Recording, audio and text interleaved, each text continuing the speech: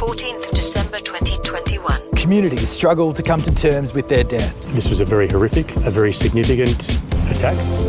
From news.com.au. I'm Andrew Bucklow, and I've got news for you. Well, I'm not going to lie, guys. Today's episode is going to be pretty heavy, okay? There's going to be some disturbing content, so if that's not really your thing, you don't want to listen, feel free to tune out now. I won't hold it against you, I promise. News.com.au reporter Candace Sutton has spent years covering crimes here in Australia. Today, she's going to run us through the 3 cases that will stick with her for the rest of her life. From a father who burnt his family alive to a daughter who brutally beheaded her mum. We'll take an intimate look at the most shocking crimes that have occurred in Australia in the last 10 years.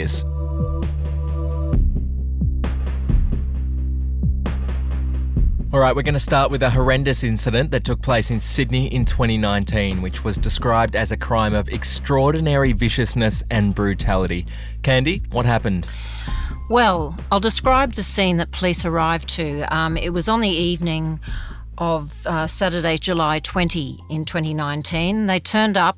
They'd been called by the woman who they found standing on the footpath, drenched in her mother's blood, standing near where there was a severed head on the footpath, and people gathered around.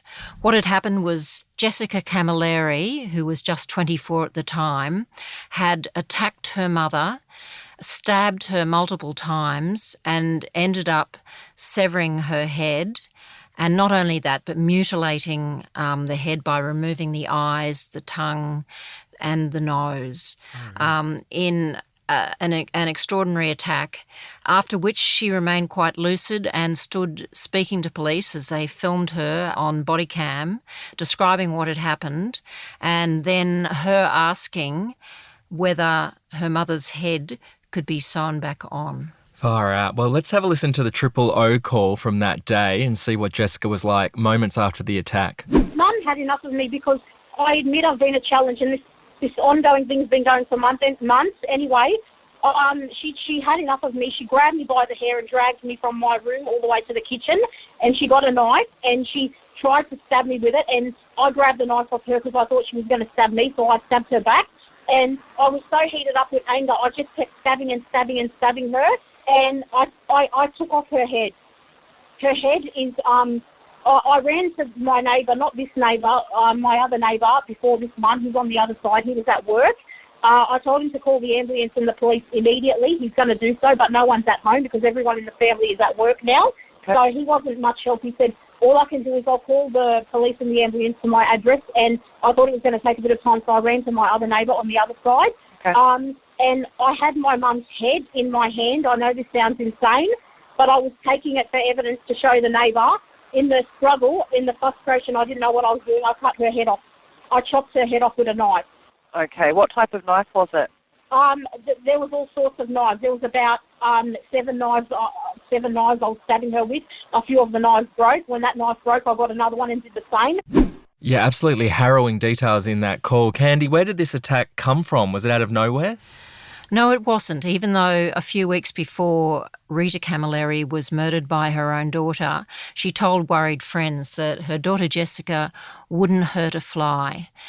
That was not the case. Jessica, who had autism and anger disorders and had problems since she was a child, had left school, had been thrown out of any kind of learning institution or other place where she tried to be because she would attack other people, particularly women and men.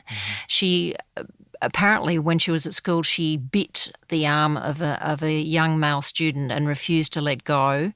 But she would constantly attack other people. She'd attack other women she'd see in the street when she was with her mother, and she was a problem. She'd also she had a fixation with horror movies. Right. She watched endlessly over and over in a loop the Texas Chainsaw Massacre, Jeepers Creepers, and the other movies under the name of Saw. Oh, right, yeah. Obviously all very graphic. I think you've probably seen some of them. I have, and yeah, it's pretty easy to see she was inspired by some of those. So she was obviously a rather troubled individual. What happened when this case went to court? Well, the terrible details of what happened that night came out. Now, Jessica claimed originally that her mother had attacked her and injured her and that she had retaliated. That proved not to be true. There'd been a build-up to the fact that her mother was at her wit's end with her. Jessica had a fixation with numbers and with colours and all sorts of strange things, and with men she'd find on the internet. She kept on dialling on a mobile phone random men that she'd never met and threatening to cut their heads off and flush them down the toilet. This had been escalating, and her mother was threatening to put her in an institution, a psychiatric institution for troubled people. Jessica had gone in there to one of those for a couple of weeks, did not like it, and was fearful that that's what her mother was going to do to her again, because her behaviour had been getting worse. Okay, so was she charged with murder when this case went to court? She was charged with murder, but eventually she was found guilty of manslaughter, and that's because the judge said the attack was spontaneous. So manslaughter is when you kill someone, but it's not if you had the intent to kill, which is murder. And so her mental disorders were brought up, but it was that she hadn't planned the killing. So how long will she be behind bars for? She was sentenced to a maximum of 21 years and 7 months, and on the bottom of that, the minimum 16 years and 2 months, which should see her staying in prison until 2035. But she did file a notice to appeal the length of the sentence earlier this year.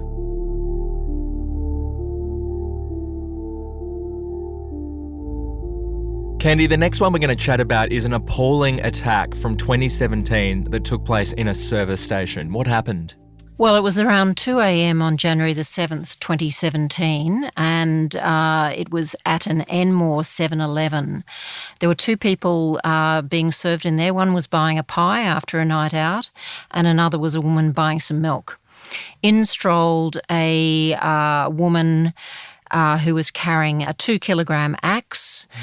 She walked up the aisle and she approached a man called Ben Rimmer, and he remembers thinking that it was perhaps an outfit for a party and it wasn't a real axe.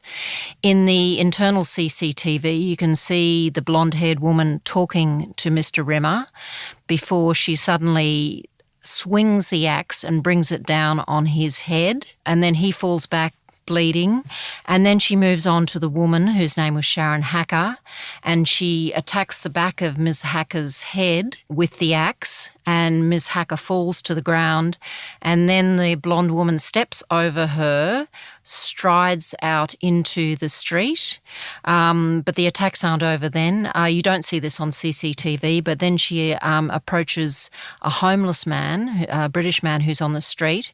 She has a go at him, but he has a backpack and he holds it up to protect himself and does not get struck. And then she goes further on, and later on we see footage and images of the blonde woman lying in the street. She's fallen into the front yard of one of the houses nearby, and then police and ambulance are called. They attend, obviously, the injured people in the Enmore 7-Eleven, and then there's this blonde woman lying in the street, feigning unconsciousness. Did she kill anyone in these attacks inside the service station? No, she didn't, but she was charged with attempted murder because these people had severe head injuries. Ben Rimmer had a massive facial laceration, and doctors said if it had been a millimetre above, he would have died. He now has metal plates in his face and is severely traumatised. Sharon Hacker, the woman, she had head injuries. The man in the street was uninjured, although mentally he was affected as well. So the attacker's name was Evie Amati. What happened in court? Well, it had emerged before the court case happened that Evie Amati was a trans woman, and we mightn't have even emphasised that, but it was her lawyer who emphasised that it was her transitioning to being female that had traumatised Evie Amati, and that she had gone to Thailand for surgery, and then the transitioning afterwards had mentally affected her, and her lawyer lawyer argued that she was suffering severe mental trauma as well as being high on drugs on the evening that this had happened. She had been planning to harm people, and in fact, a few minutes before the attack, she had changed her Facebook status to read, "Humans are only able to destroy or to hate, so that is what I shall do." Far out. So obviously Evie Amati was found guilty. How long did she get put away for? Well, at first she only got a maximum of 9 years with a minimum of 4.5 years. But the DPP, the prosecutors, appealed that because they said it was manifestly inadequate. And so that sentence was changed to a maximum of 14 years with a minimum of 8, which expires in 2025. She's currently 29. So obviously she'll be in a sort of just approaching her mid-30s when she's eligible for parole, and she's in a female jail in New South Wales, but there have been some reports since her incarceration of being involved in some sort of assault or she was assaulted in jail, and those reports said that Ms Amati was now transitioning back to male. Australians all over the country are just shocked, saddened and devastated about what has happened in a suburban street up in suburban Queensland. On to another case now, and obviously the murder of anyone is upsetting, but especially upsetting when children are involved. Candy, what happened in this case in Brisbane in 2020? Okay, so the scenes coming out of Camp Hill in Brisbane on February 18, 2020 were almost unbelievable.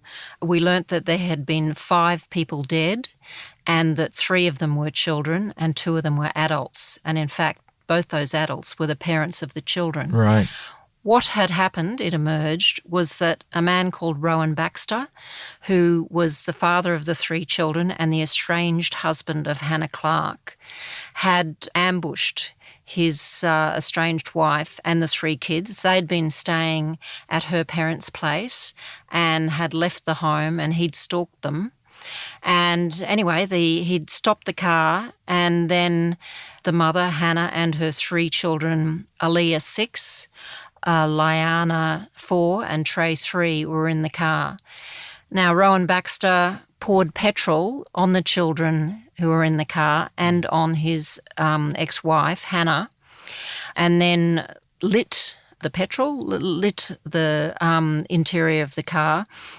Hannah managed to get out of the car, but then she was on fire, and then she collapsed, and then at the scene, Rowan Baxter stabbed himself to death. So you've got this horrific scene. God. Obviously, police and ambulance arrived, and the children were dead. Hannah Clark was taken to hospital. She was still alive, but she had burns to 97% of her body, in fact, everywhere but the soles of her feet, and she died in hospital. And obviously there was a history of abuse here from the ex-husband. Yes. Rowan Baxter was a controller.